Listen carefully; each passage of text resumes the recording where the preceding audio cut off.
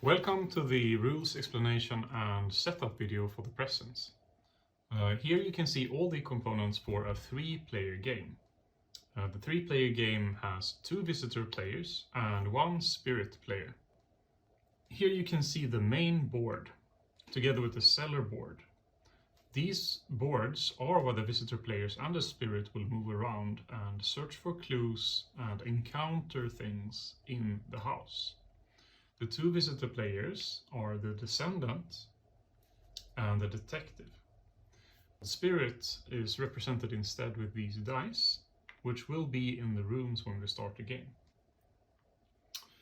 Here you can see the door components that are set up between each room according to this little marking. And the door to the cellar is locked, which means the visitors cannot open it when the game starts. These doors can be opened and they can be closed, and we will explain this later. Here you can see that each visitor has a candle token that they carry around, starting on its light side, while the dark side might happen during the game. Smothering the candle would place it on its dark side. We also have the fireplace on its dark side that can be lit by the visitor players during the game. Further down here we have the item deck with item cards that visitor players can draw from by playing the game. This is set up with 12 cards according to the instructions in the rulebook. Over here we can see the hope track. The hope track is a very important board for the visitors and spirit alike to understand. We have the time marker marking which round the game is currently on, and it starts in the first space. Then we have the hope and the nerve markers that starts on these spaces. On the A side, these spaces are located here. On the B side, which is the main difficulty, these will be slightly lower down. We are setting up the dream scenario, which is the first scenario, and then you will use the A side of the track. The hope marker and the nerve marker will become very important when we start talking about the spirit script cards later, but essentially when the time marker meets any of these, that is when the spirit script can be revealed, which may end the game and is in all cases bad for the visitor players. Over here we have the scenario card for the dream, containing a special rule that we will go through when we start the game. Down here you can see the visitor character boards. Each visitor has 2 special abilities and a fear tracker tracking their amount of fear. They also have a personal deck of action cards that they will draw from and use to play their actions while playing the game. The detective similarly has the same components in their color. Over here, on the other hand, you can see the spirit character. We are playing Veiled in Moonlight, which is our the first spirit that you will encounter in the house, and a main character in the story, if you are later choosing to play the campaign.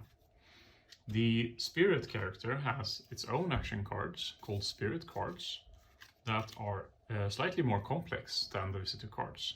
We will explain them later, and they look like this.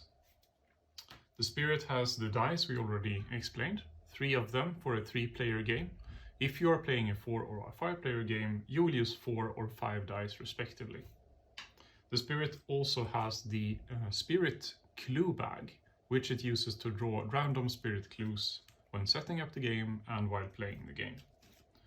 Over here we have 2 sets of script cards. These are the display scripts for the visitor players and are used for the visitor players to track which scripts the spirit could have, not knowing which one the spirit has currently drawn. We place them over here so that the visitor players can access them and try to understand what the spirit is trying to do to them. These cards are perfect copies of the display scripts and are called spirit scripts. They will be used by the spirit, drawing one of these at random and keeping it hidden on their board. We will go through this later. This is the clue board. It holds the clue deck that the visitor players will draw from during the game. The clue cards are more powerful versions of the action cards that the visitors have in their deck. and when discarded, they will be used to advance the secrets over here. This will also be explained later. The secret cards are the secret mystery of the tragic events that happened to Spirit in its past. Each card holds a terrible event together with a symbol, in this case the symbol for suffering. We will go through these later in more detail. The turn tracker is passed between players to mark whose turn it currently is. And for the visitor players, it can be used to track their available actions, of which they have 3 main actions, and when it goes here, they are free to pass this to the next player. We will explain this when we explain the game. Now we will take a closer look at what the players have to do to win the game. The visitor players always have the same objective. To get out of this house, they have to understand and reveal the secret cards that guard the spirit's past and that gives it its power.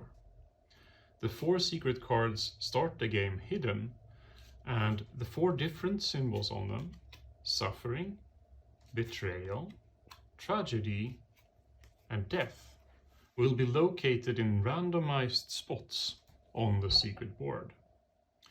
The spirit player will randomize these cards in the next setup step and will know where these cards are placed, but the visitor players will not. To win the game, the visitor players have to reveal these cards and survive the consequences. Revealing a card is rather easy. For example, you can do it with your action card containing the invoke action. But if you reveal the card, an effect on it will trigger, sometimes causing the hope and the nerve markers to go down on the hope track, costing you time and potentially ending the game for you. To safely reveal a card, the visitors will need to find clue cards, use them or discard them otherwise, and when discarded, place them beneath the secret cards. Each clue card will have a symbol, and if they have done their job well, the symbol will match the symbol over here when the secret card is revealed. We will go into how to deduce and how to place this a little bit more later in the video. If it looks like this when this secret card is revealed, you count the number of appropriate symbols, in this case the mask beneath, and there are 0 symbols in this example. Then you will resolve the 0 effect, which is the bottom effect that says reduce hope and dread a nerve by 1. This is very bad for the visitor players, and in the full game may result in them dying, and at the very least hastens the end of the game. To properly reveal a card and get away with it, they would need to have found and placed 1 or more betrayal cards when revealing this secret.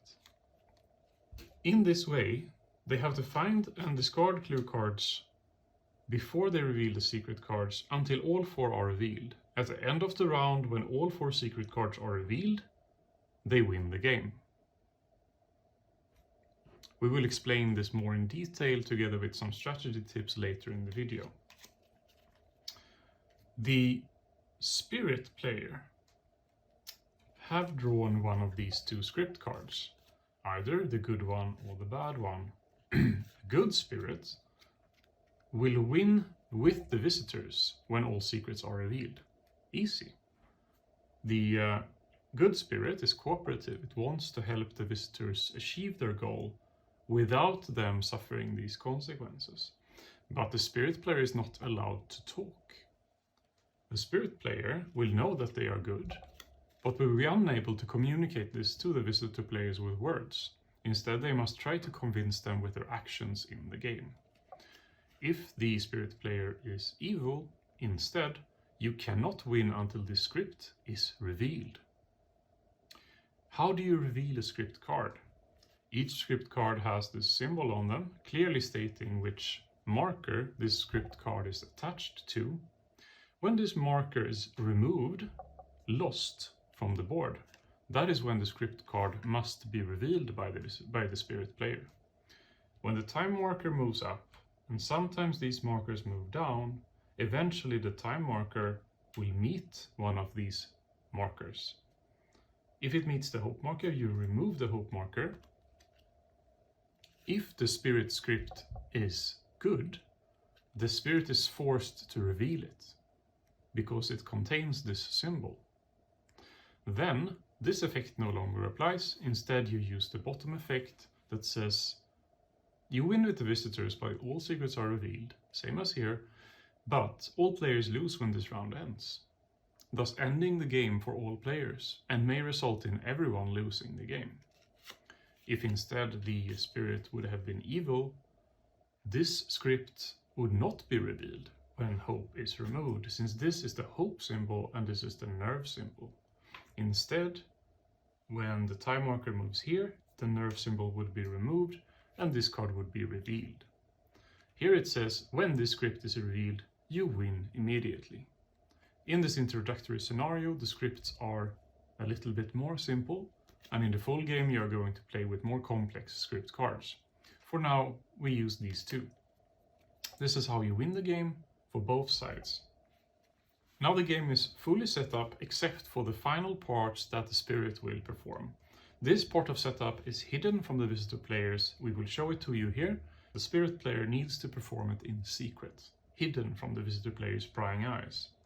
The first step in the secret spirit setup is taking the spirit scripts, shuffling them, and drawing one of them.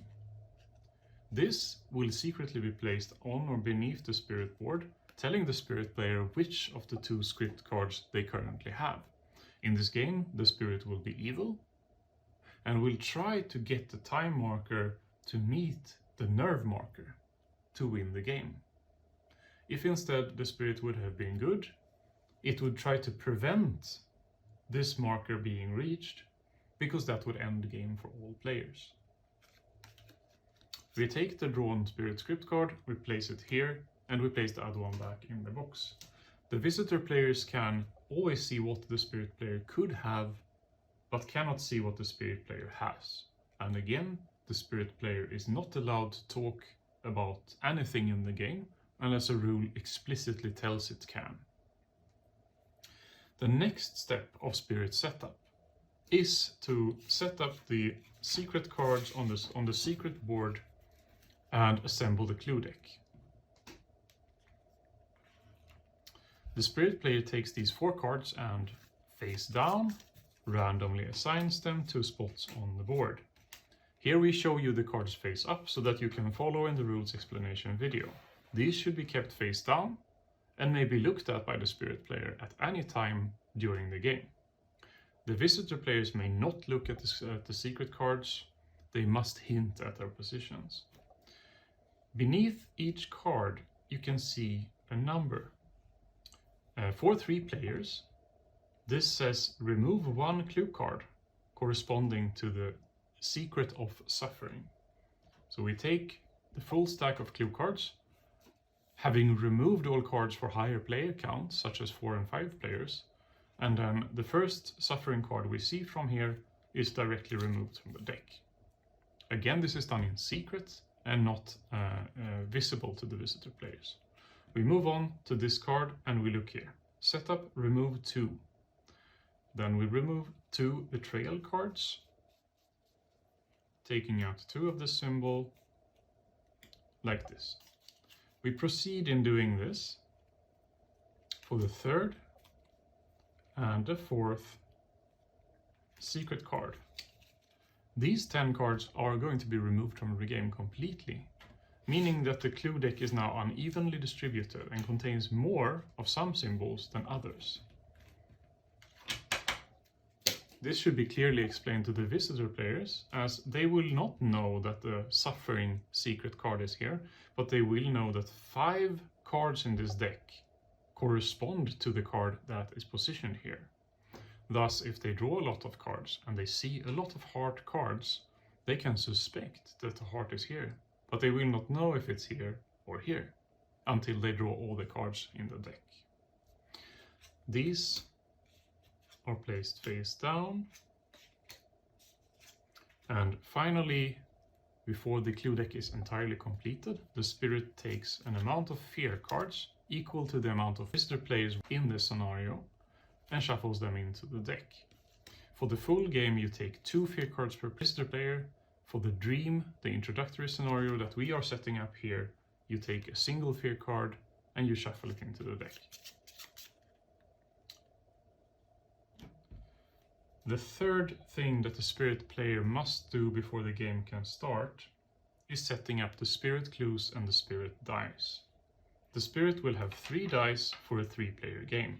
For a 4-player game, the spirit would have had 4 dice, or for a 5-player game, it will have 5 dice. These spirit dice show the visitor players where the spirit is powerful and where it has a lot of presence, which is coincidentally where the name of the game comes from. These dice will be placed together with a randomly drawn spirit clue in one of the empty rooms of the house. The spirit player is allowed to read a clue, and this one, you can see, gives the visitor players fear. Since the spirit player is evil, it takes this hidden clue with a die and it places it close to the visitor players because it wants them to find this early. If the spirit would have been good, it could choose to place it instead in the cellar, where there is a harder time for the visitors to get to it, or indeed trick them that it's good, even as evil, by doing this.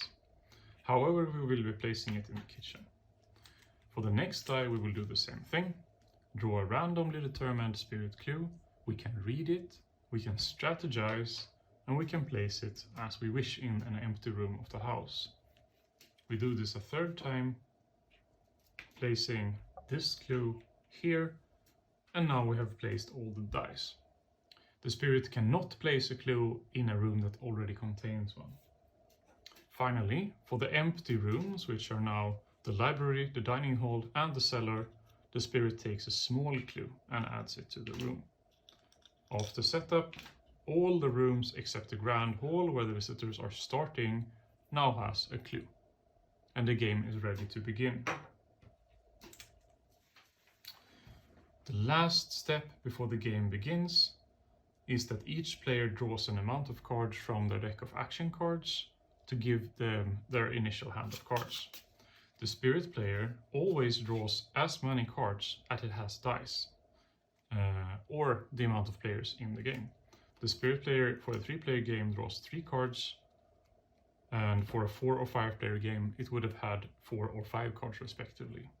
The spirit's hand size is also limited to this number. For a 3-player game, the spirit can only have 3 cards in hand at the end of its turn. The visitor players always shuffle and draw 5 cards from their action card decks. These cards will be used when playing the game and taking their actions. Finally, the descendant player has a special ability on its character board. The descendant says when the game starts, reveal a clue card. Revealed clue cards may be drawn later. So the descendant player takes the clue deck on the clue board, reveals a card, and places it to the side among the revealed cards. A revealed clue card can be drawn instead of drawing here, and you will then know what you are getting, or you can draw cards from here when allowed to draw a clue card, and you can see these cards on the side. So this gives the visitors an option and valuable information when trying to deduce the secret's positions. The game starts with the leftmost visitor player, the player to the left of the spirit player, taking the start player marker and then taking the first action. Now we are starting the game with the first visitor turn. But first, let's look at the round structure. In a round of the game, we are moving through the visitor turns with each visitor taking a turn, performing 3 main actions. After each visitor has acted, the spirit turn begins. The spirit turn can take any number of spirit actions before it ends its turn. After the spirit turn, the upkeep phase happens. In the upkeep phase, we see if any player has won the game, in which case the game ends immediately. On even rounds, we will add more clues, which we will explain later, and any end of round effects happen. At the end of the upkeep phase, we will increase the time marker, moving to the second round. So first visitor turns, then the spirit turn, then the upkeep phase. We will start with the first visitor turn. The descendant, located in the Great Hall together with the detective, starts by taking the start player marker and her 3 main actions that she can spend during her turn. Each visitor player will have 3 actions that they can use, recognized by this symbol. This symbol is also present on cards and on other items when an action effect is present. The visitor actions are either located on their action cards, as you can see here, or on the visitor turn aid, where a couple of basic actions that they always can take are present. And we will explain each of these in order, starting with the basic actions. The visitor can take a basic action to move once. Movement is always done in the same way, but different actions can give the visitor different amount of movement points. The basic action to move gets a single action point and costs 1 of the main actions. If the descendant wishes to move into the parlor, for example, she will take 1 action to gain 1 movement point, which she can use to open a door.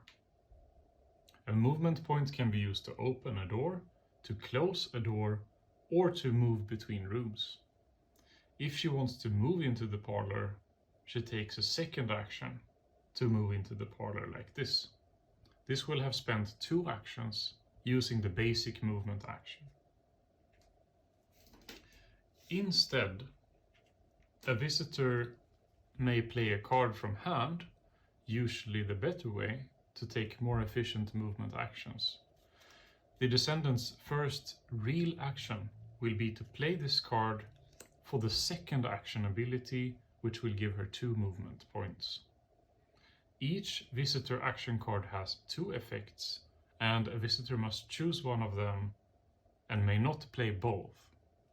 She chooses the walk action, discards the card next to her board, and moves 2 with a single action. This is her first real action, and she marks it off on the marker.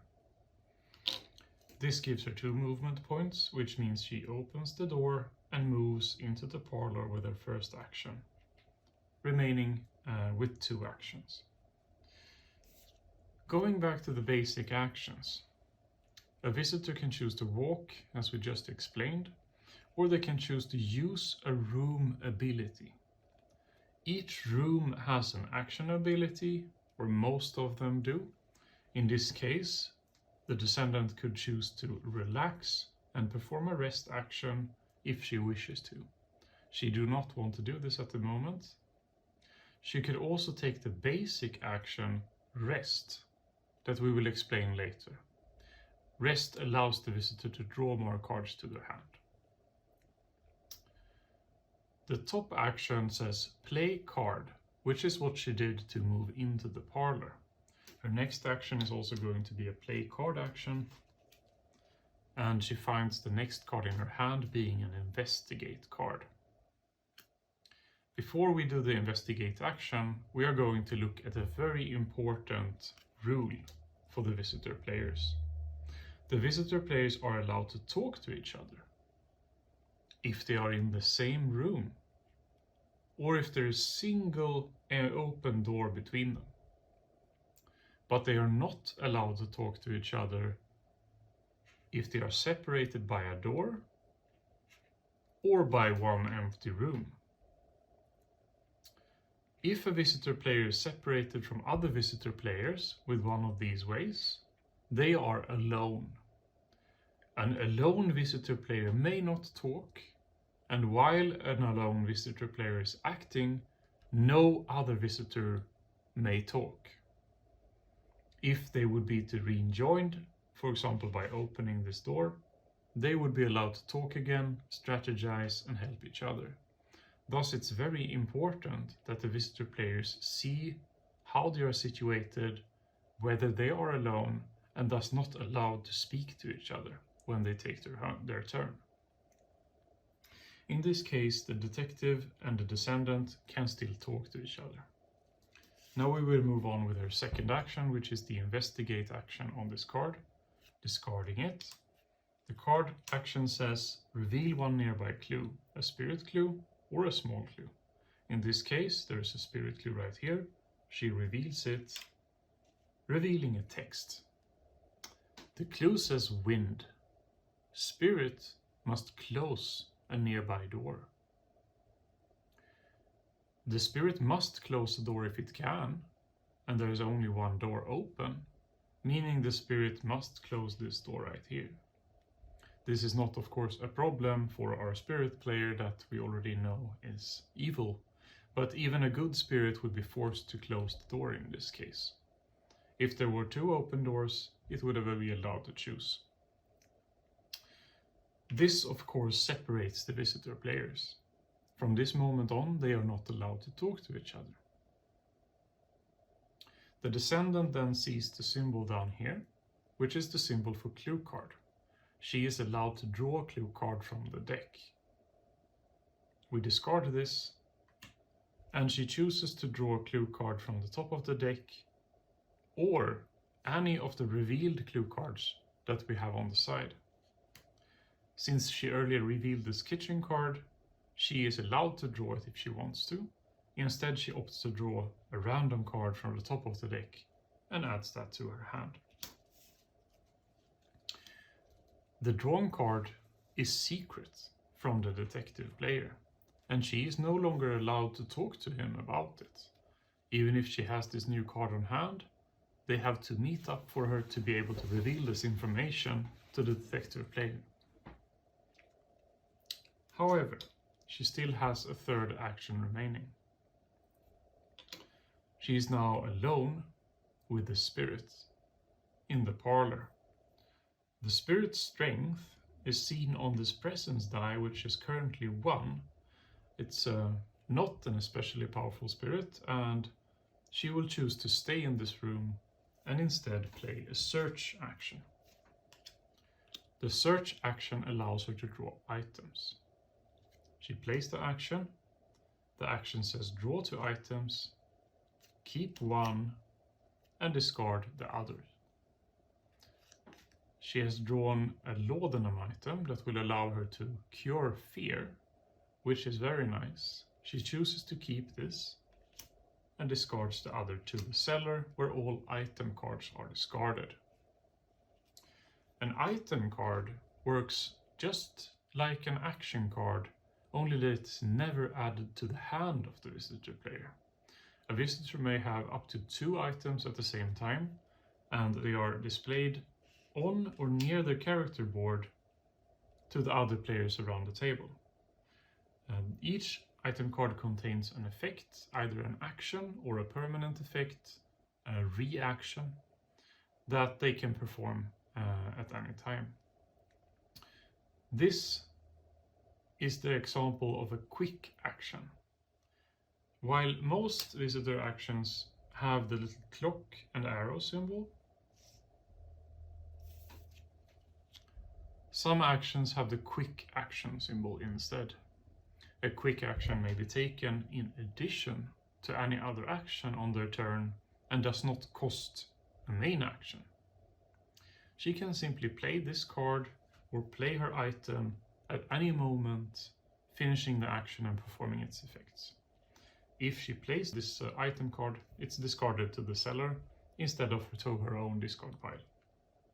She chooses to not do this at the moment.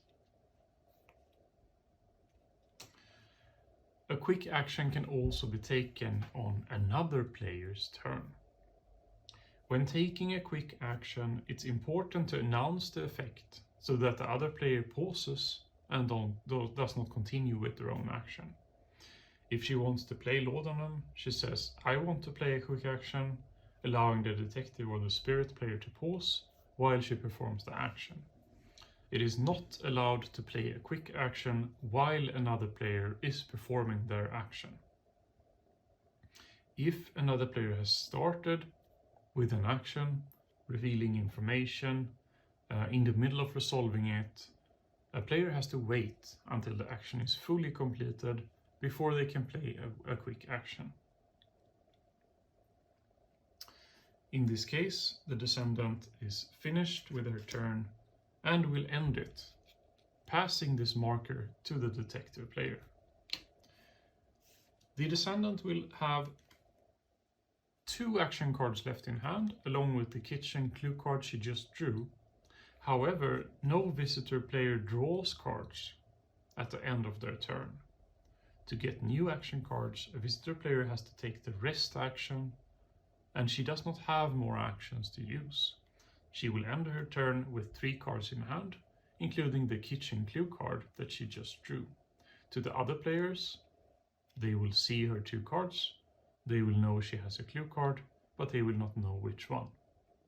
We are now continuing the explanation with the detective's turn. The detective received the turn tracker from the descendant and received 3 actions to use. The detective is interested in moving into the kitchen. There is a kitchen clue card on display here, which will be very powerful if he has it while in the kitchen.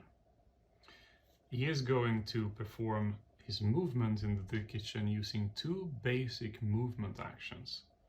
He decides to do this because he wants to keep the cards in hand, and thus takes 1 action to open the door and another to move into the kitchen.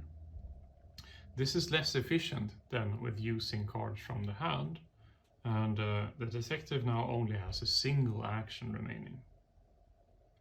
He has an investigate card in his hand that he will play to take the 3rd action on his turn, hoping to reveal the spirit clue here and draw a clue card. We reveal the spirit clue and we see the effect is haunted. It says you may discard this without effect, but then you suffer a fear and draw a clue card. Whenever a spirit component has the words may marked in blue or either or marked in blue, the visitor is allowed to make a choice.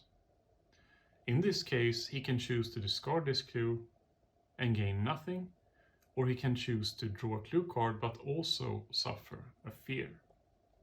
He's interested in drawing the kitchen card, so he will do this, but this also means that he will suffer fear.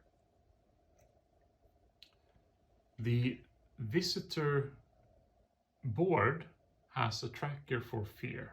When a visitor suffers fear, they move this tracker down 1 step. In addition, if there is a spirit die in the room, the spirit grows more powerful. Every time a visitor suffers fear, the visitor must increase a nearby spirit die by 1 step, making them more powerful and able to play the more powerful cards and abilities. Fear doesn't do anything to the detective at this stage, but if his fear tracker would hit the 3rd and final spot on his board, something really bad happens. If it does, he will be knocked down, placing his pawn on the side and ending his turn if he is currently taking his turn. In addition, he is forced to discard his entire hand of cards. A knocked out visitor is alone and may not speak until they get up at the start of their next turn. In addition, nerve moves down 1 step. Whenever a visitor reaches the 3rd spot on the fear track, they are knocked down and nerve must be removed or decreased by 1. This may reveal the spirit script and is a surefire way for an evil spirit to work towards their way of winning the game, which is revealing their script by the time marker and the black nerve marker meeting, removing the nerve marker, and revealing a black and evil spirit script. For now, the detective only has one fear, so this does not happen, and he gets to draw a clue. He chooses to draw the revealed kitchen crew rather than drawing from the clue deck, adding it to his hand, which he will be able to play later. This concludes the detective's turn, and he passes the turnaround marker to the spirit player, and the spirit turn begins. Now the visitor players have both taken their turns, and we are going to look a little bit deeper at the clue cards. The detective managed to draw a clue card. Clue cards are used just like action cards by the visitor players. They are in the hand of the visitor players like this, and can be visible by their back to other players. Even though they're not allowed to show their cards to other players, if the visitors are not alone, if they're within talking distance, they can freely share the information about which cards they have on hand. In this case, the detective has the kitchen card. Each clue card has two actions, just like normal action cards, one being the investigate action. The investigate action can only be used in the kitchen, but is more powerful than the basic investigate action. There is also a quick action on the bottom of the clue card. That makes the detective able to use the kitchen action from anywhere with only a quick action. If a clue card is discarded, either by being played for its action abilities or discarded for any other reason, the visitor player must discard it beneath a secret card. This is the way that clue cards end up, discarded beneath the secret cards, and is a core way for the visitor players to progress towards winning the game. To safely reveal the secret cards, they need to have a corresponding amount of icons below them. So every time a clue card is discarded, the visitor player must choose whether they believe the suffering, the heart card, is here or here or here. The more clue cards that they have seen, the more they will know about the frequency of the symbols, and the more probable it is that they add them to the right location. At the start of the game, having seen one or two clue cards, it's very difficult to know where the proper place is to discard them, but it's usually more safe to discard them in the first or second position, as these cards are more frequent in the clue deck. If the detective would later see another heart card, for example, he could be more confident that yes, heart is indeed one of these two positions. If discarding this heart card, he can choose to place it here, hoping to get the two symbol effect on this secret, which would be very good for the visitor players, or he can choose to place it here, spreading out the risk a little bit more and trying to not end up in a really bad situation when revealing either of these two cards. It's very important for the visitor players to avoid getting the worst effect on the secret cards. Thus, spreading out the discards like this makes them play a little bit more safely, even though then they do not get the best reward. The cards are visible to all players once discarded, so all visitor players will have this information collectively, but cards kept on the visitor player's hand is information that is secret to other players unless they are allowed to talk about it. Keep this in mind and make sure when you meet up to discuss where you think the secret cards are and where you should add more clue cards. After some time, clue cards will be discarded and the secret cards are still going to be unrevealed like this. The visitors, while time is ticking, will eventually be forced to start revealing secrets or face the despair of revealing the spirit scripts. They can reveal secrets with many different options, but the most common being the invoke action in their action card deck. The invoke card says choose a discarded clue card, one of these, matching the title of your room. If the detective is in the kitchen, he can point to the kitchen card, and then it says reveal the secret above it. If the detective plays invoke, he will have to choose a kitchen clue card, in this case this one, revealing the secret here. In this case, the detective was correct, or rather he suspected that this could be suffering based on the amount of drawn suffering cards here, but he didn't know. In this case, there is a single suffering symbol, which means he will resolve the middle effect that says cure one fear. That is not too bad. If there would have been no suffering symbols here, he would have to have reduced the hope and the nerve marker, getting the visitor players closer to ending the game and losing it. If he would have had 2 heart cards, he would have resolved the top effect that says increase hope or nerve by 1, which means he chooses one of them, perhaps hope if he believes the spirit to be good, and also cure 1 fear. In this way, the visitors will progress by revealing the secrets when they believe they are safe to do so. If he chose and was able to reveal this secret, the betrayal secret, he has no supporting symbols, which means he would be forced to resolve the bottom effect.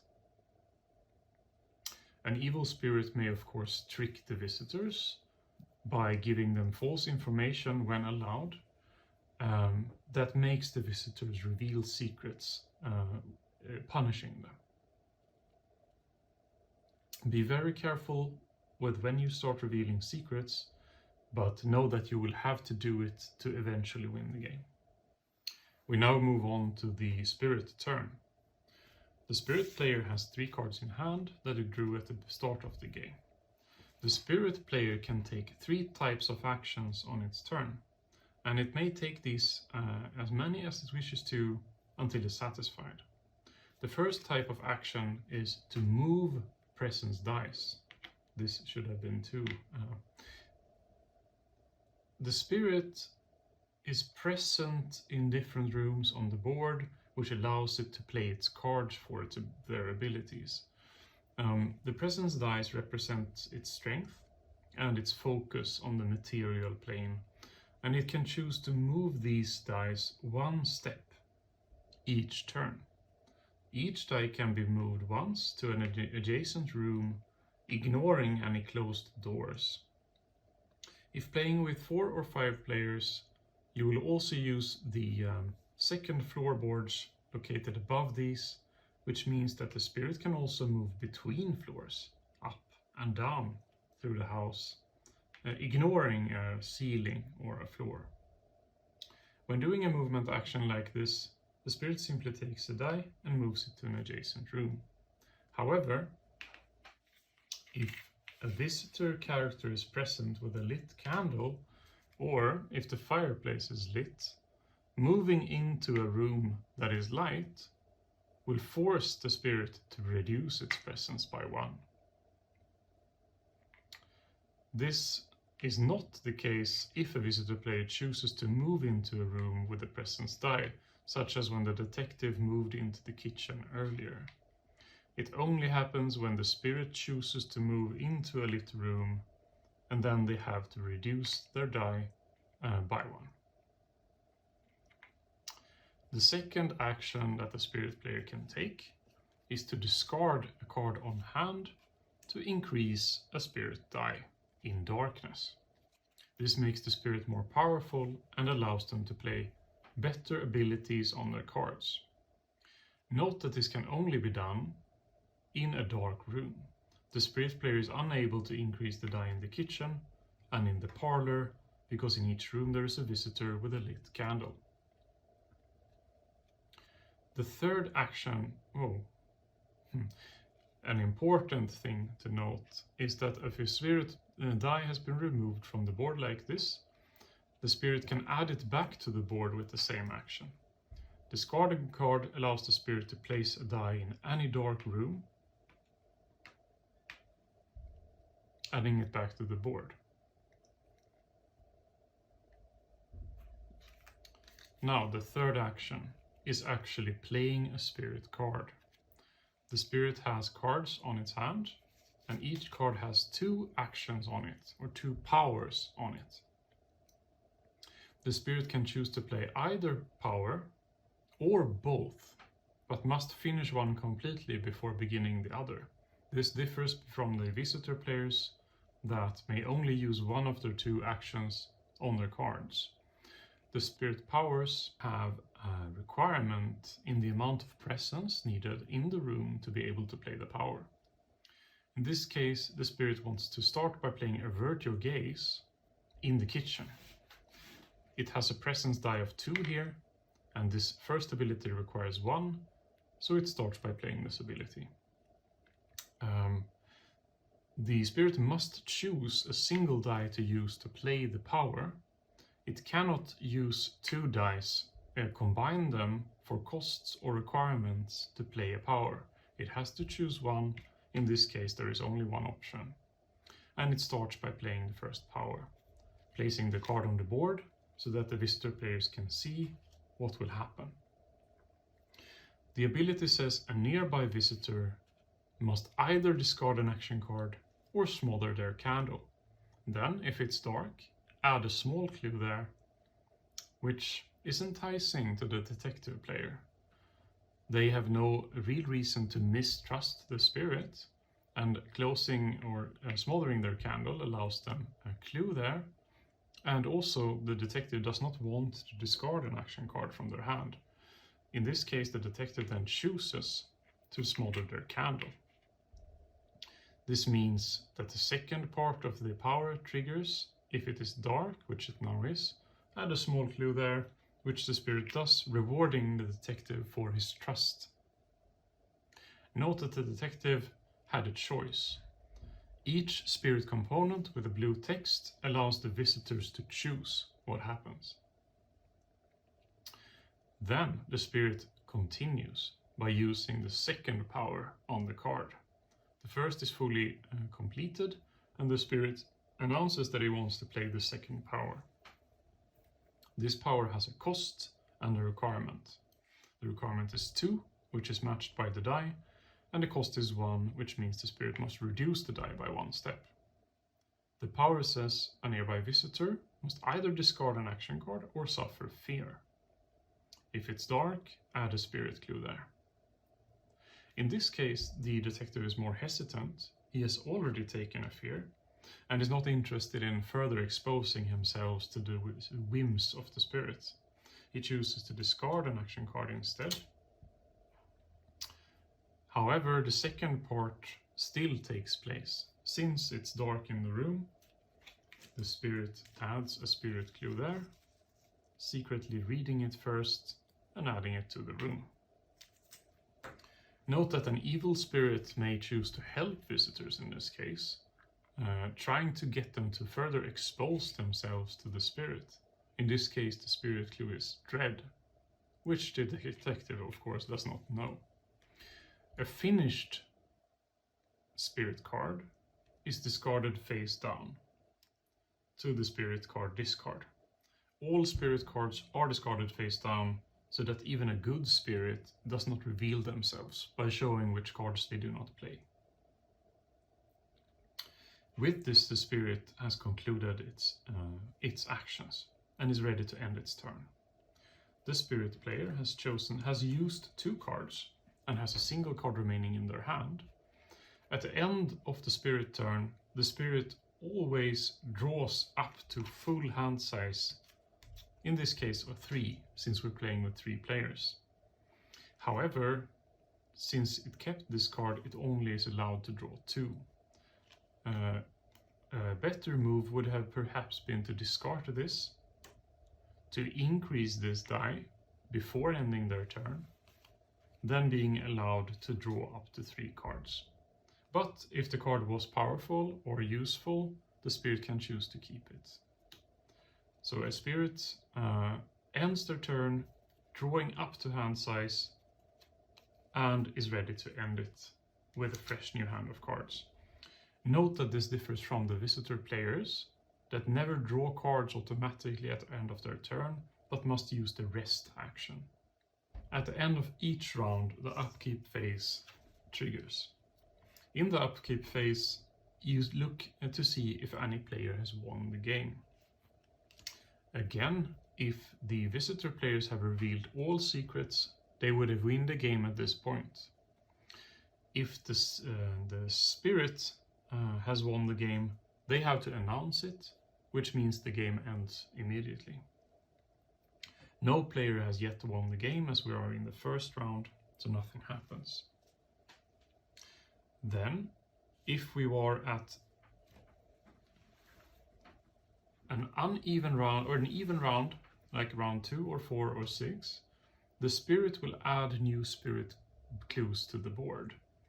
We are in round 1, so this will not happen, but this will be explained now anyway, so that you know for the second round what to do.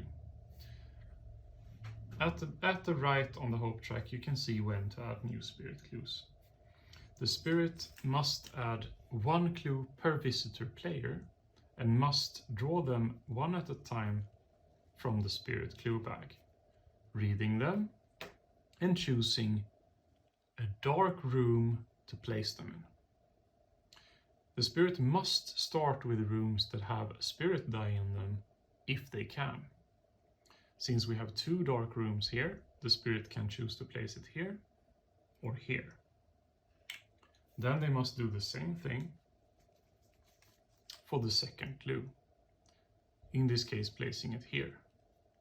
However, if this light, the candle would have been lit instead, the spirit would be unable to place a clue in this room and would then be allowed to place it in any other dark room that has not already gotten a spirit clue, such as the cellar, the Great Hall, the dining hall, or the library. I will remove this now since this will happen in the second round and not the first round. Finally, we perform any end of round effects. Components will clearly state if there are any end of round effects, which is a good time to look at our objective card. We are playing the introductory scenario, The Dream.